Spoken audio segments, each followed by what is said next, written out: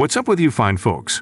Today we are reviewing a 1992 drama thriller movie titled Juice, which has a 7 out of 10 score on IMDb. I recommend you watch it. Spoilers ahead. At the start of the movie, we're separately introduced to 4 teenage boys from the comfort of their home. Quincy Powell, or just Q, Raheem Porter, Herrick Thurman, known as Steele, and Roland Bishop. 4 teenage best friends growing up together in Harlem. They spend every moment together and get into all kinds of trouble together. One morning, Q visits Raheem like he always does before going to school. From a distance, he sees Raheem trying to get back to his former girlfriend, Keisha, and their baby. Although Keisha doesn't want to have anything to do with Raheem, especially when Q shows up. Raheem had enough of her insult and angrily cursed at Keisha before leaving. Meanwhile, Bishop gets bullied by a Puerto Rican gang led by Radames. When Q and Raheem notices this, they rush to help their fellow brother in need. A fight is about to break out in the open when Old Man Quiles jumps them and chases the hooligans away with his pistol. Taking shelter in another street, the homeboys laugh it all out and make fun about the chase. Immediately, Steele joins the crew and explains to them the reason he was late was because he was, banging some girl. However, his friends make fun of the girl. Steele angrily walks away and they make fun of the matter. Instead of attending school, they regularly skip school and spend their days hanging out at a neighborhood arcade center owned by Tripp. Everyone gets together and plays games. Those were the days. I digress. Back to our scheduled programming. The cops know about their regular meeting spot, so they often bust them in there. Everyone else fled the scene except our poor homie Steele, who didn't even know what was happening. Raheem gets chased by a cop, and so do Q and Bishop. The cops pin them at a rooftop, but the 2 besties jump over to the top of another building and mock the cops before escaping them. So now they're hood superheroes. Anyway, later on, the 3 of them gathered around to wait for Steele near a police station. After Steele escapes, they quickly run out of sight again so they don't get caught. Afterwards, they come across a poster about a DJ audition coming up soon. Q is aspiring to be a professional DJ, but Steele calls him a local mixer. Q becomes offended and decides to go to a record store and do what they do best. Yes, you guessed it. The 5-finger discount. All for his personal interest. As they get to the store, they execute their plan. Q flirts with the lady working in the store, while the others pass on several records to Steele, who hides them in his newspaper. As soon as they're done, they run out of the store. Walking back home, Q goes into a bar to get a drink and runs into an old friend who robs the bar. He lets Q out of the bar and continues to rob. As soon as Q tells his crew, Bishop tries to force his way in to assist the robber, but Raheem rejects his request and calms him. Not long after, the boys hang out at Steele's apartment. Bishop turns on the television and coincidentally, they find out over the news that their friend who was just trying to rob the bar had been gunned down by 2 officers. Pause. I hate this story has to move, bud. There is no way the cops responded that fast. And who called the cops? I digress. Back to it. Fed up with the harassment he and his friends have endured, Bishop decides that the group must go on to do bigger things in order to win respect. He cried because they ran from everything so much on the street, and he wanted to make it stop. Also adding they should have helped their friend out rob the bar. However, Q openly disagrees with him. The both of them throw cursed words at each other and almost get into a fight, but Raheem breaks it out and demands the both of them apologize immediately. A while later, Q goes to see his girlfriend Yolanda, at the middle of sending her ex-husband, who has an attitude, out of her house. Q gets closer to Yolanda, and they have a moment. After a brief moment, we see the 2 together laying on a bed. When Q gets home, Raheem waits for him at the stairs. Raheem informs him about a serious group meeting, and they all need to be there.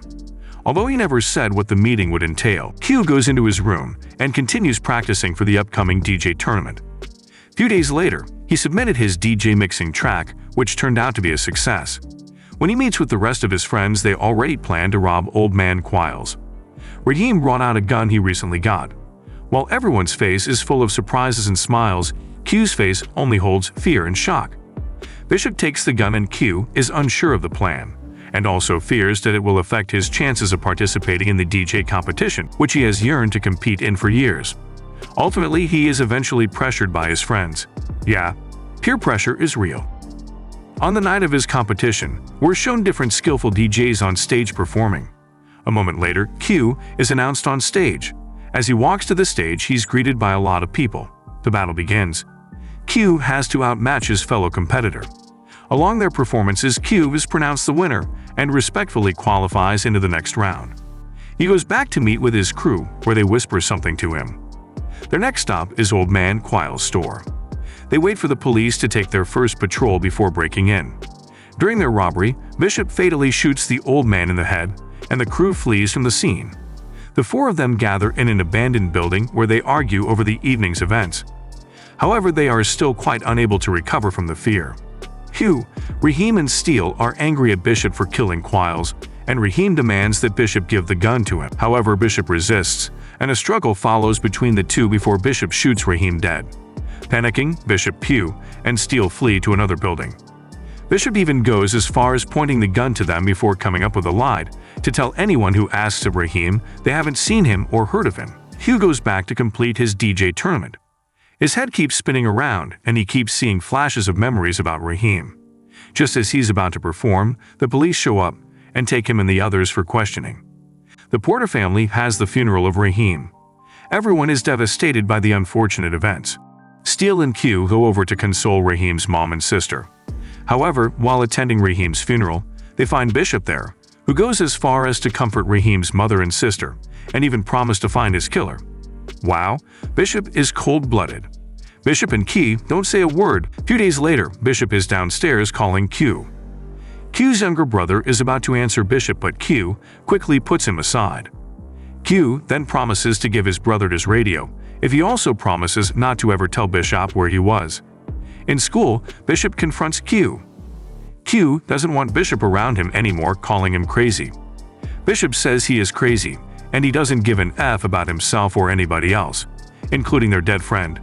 So they either stay together, or when he goes down, they walk away to class. As they walk on the street, Steele and Q are discussing Bishop's recent attitude and how he's calling himself as the king of the street with the most juice. Meanwhile, Bishop is actually being harassed by the Puerto Rican gang because Bishop lied to the cops saying they killed Raheem.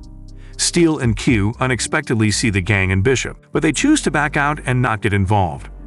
Bishop notices they chose not to help him, so he fights for himself. However, he's about to pull his gun out when a police car drives in. The rest of the gang disperse, including Redames, who runs into a nearby alley.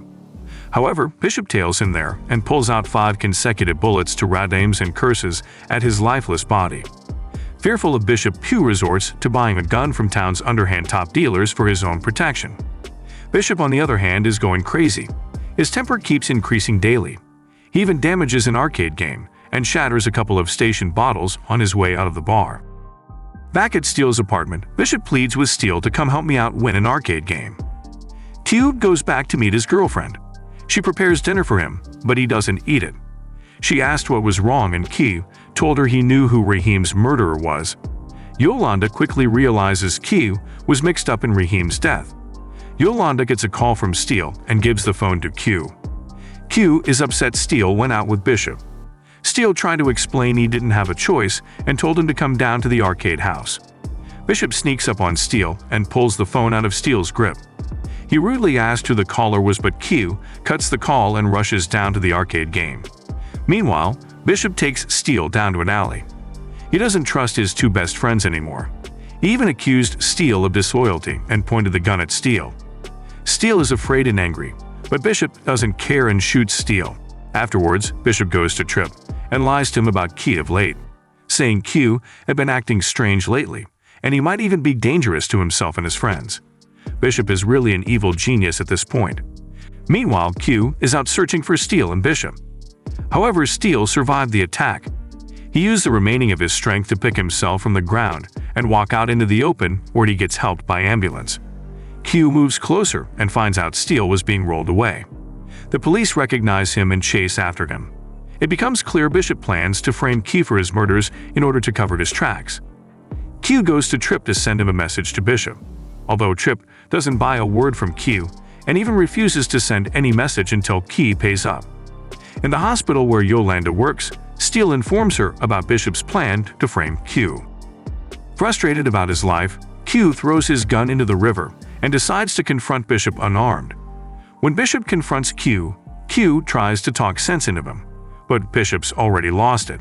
He explained he already set Q up. The moment he tries to shoot, Key pushes the gun out of his hands and a fight breaks out between the two.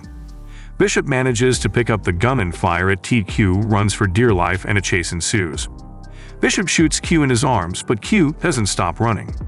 He runs into a building where a party is being held. Bishop doesn't care about anybody. He goes ahead to open fire into a group of partygoers in an attempt to hit Q, causing everyone to panic out of the elevator. Q manages to disarm Bishop while he is distracted, and he pursues Bishop to a roof of a high-rise building. As the two get into a physical altercation, Bishop eventually falls off the ledge, but is caught by Q. Bishop begs Q not to let go, but Q eventually loses his grip, and Bishop falls to his death. As Q leaves the scene, the group of party people huddled around to see what went on. Someone amidst the crowd turns to Q to tell him, "You got the juice now." Thanks for watching, and as always, please subscribe.